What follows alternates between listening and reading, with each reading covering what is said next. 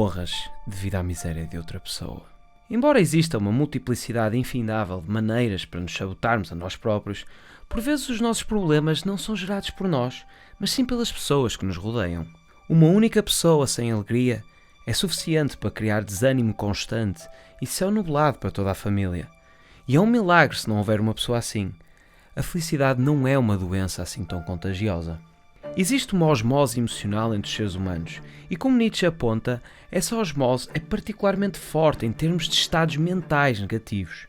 Mas os perigos de um mau ambiente social não se limitam na absorção de ansiedade, pessimismo ou raiva, pois o nosso ambiente social consegue nos afetar com maneiras mais perversas, e uma delas é atuar como um obstáculo à autorrealização.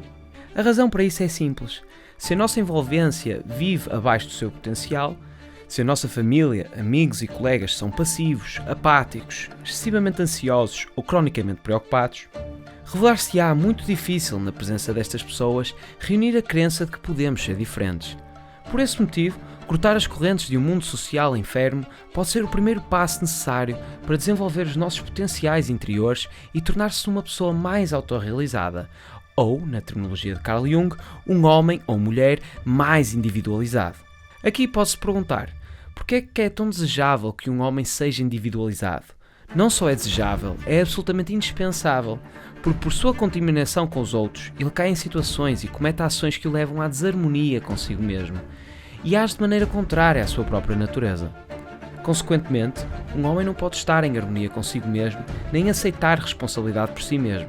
Ele sente-se numa condição antiética, degradante, não livre, mas a desarmonia consigo mesmo é precisamente a condição neurótica e intolerável da qual ele procura ser libertado. E a libertação dessa condição virá somente quando ele puder ser e agir como achar que é, em conformidade com o seu verdadeiro eu. Agir em conformidade com o nosso verdadeiro eu é possivelmente a derradeira tarefa em vida. No entanto, fazer isso quando cercado de influências corruptas engrandece essa tarefa para proporções hercúleas. Se sentimos que o mundo social ocupado está voluntário ou involuntariamente a frustrar este aspecto essencial, então surge imediatamente a questão: o que podemos fazer sobre isso? A solução ideal é encontrar um novo mundo social para fazer a transição, composto por pessoas que nos elevam e que possuem as características que desejamos cultivar. Passar mais tempo com pessoas que estão a seguir o seu próprio caminho de autorrealização pode ser uma ótima maneira de nos incentivar a fazer o mesmo. Mas às vezes, essa solução ideal não é possível. Pois, com tantas pessoas em estado de desarmonia nos dias modernos, encontrar um mundo social saudável para nos incorporar pode ser bastante difícil. Se não conseguirmos encontrar um mundo social melhor para fazer a transição, outra opção é diminuir o tempo que passamos com outras pessoas e passar mais tempo sozinho. Isso pode parecer uma receita inevitável para doenças mentais, já que uma vida sem relações interpessoais geralmente é considerada como um caminho seguro para a deterioração mental. Mas uma retirada para uma existência mais solitária, se usada construtivamente, é uma excelente maneira de promover o crescimento pessoal e manifestar uma vida mais significativa. A capacidade de ficar sozinho é um recurso valioso quando são necessárias mudanças de atitude mental. Após grandes alterações nas circunstâncias, pode ser necessária uma reavaliação fundamental do significado da existência.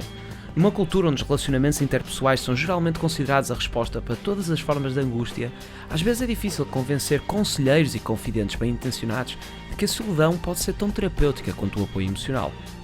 A solidão promove a mudança pessoal, à medida que nos liberta das necessidades e expectativas de outras pessoas, e, assim, permite a reflexão interior necessária para aprender melhor quem somos.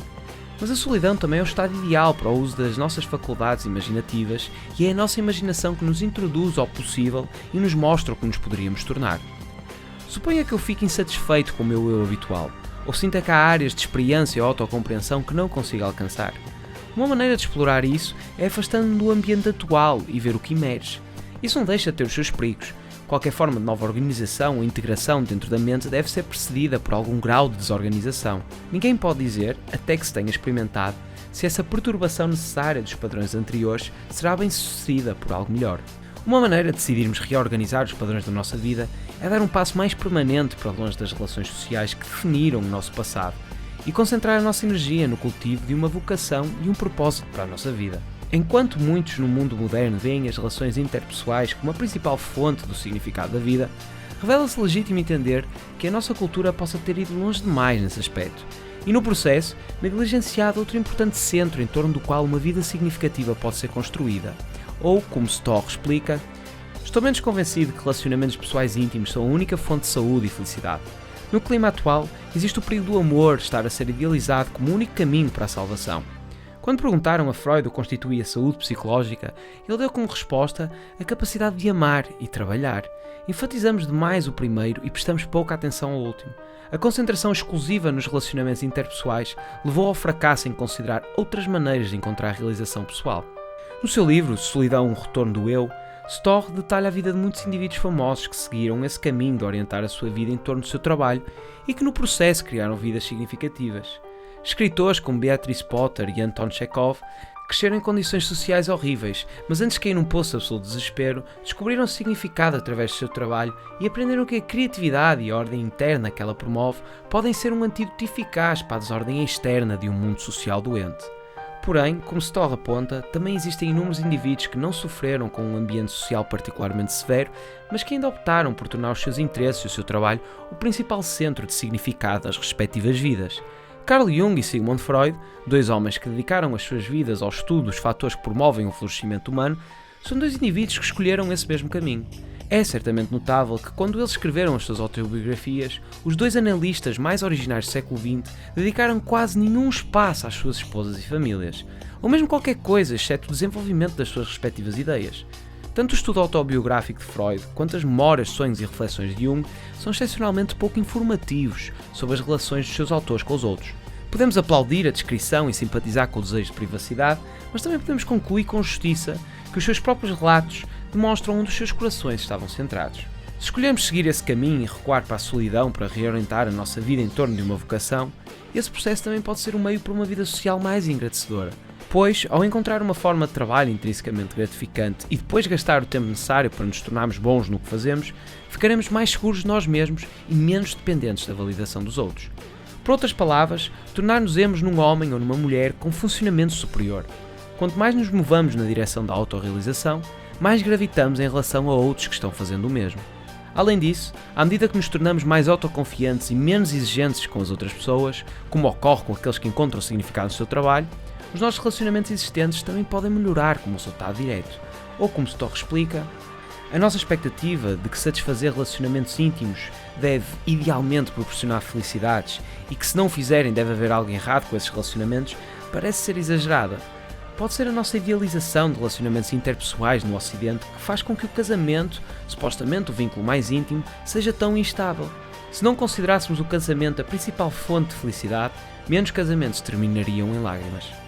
Esse retiro para a solidão é apenas uma das várias técnicas que exploramos nos últimos vídeos que podem ser usados para promover a nossa saúde mental e melhorar a nossa vida.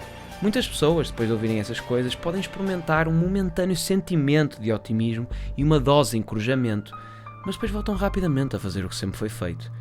Nenhuma mudança significativa é feita e a vida continua como antes. O erro que muitos de nós costumam cometer é ignorar o facto de que às vezes não é a mudança que apresenta os perigos mais graves, mas a escolha de permanecer o mesmo.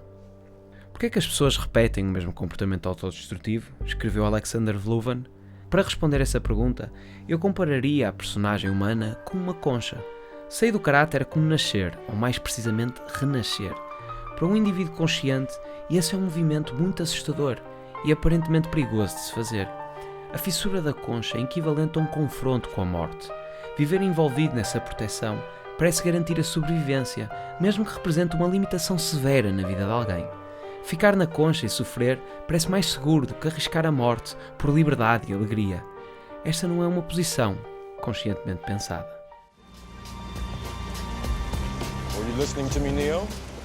Or were you looking at the woman in the red dress? I was... Look again.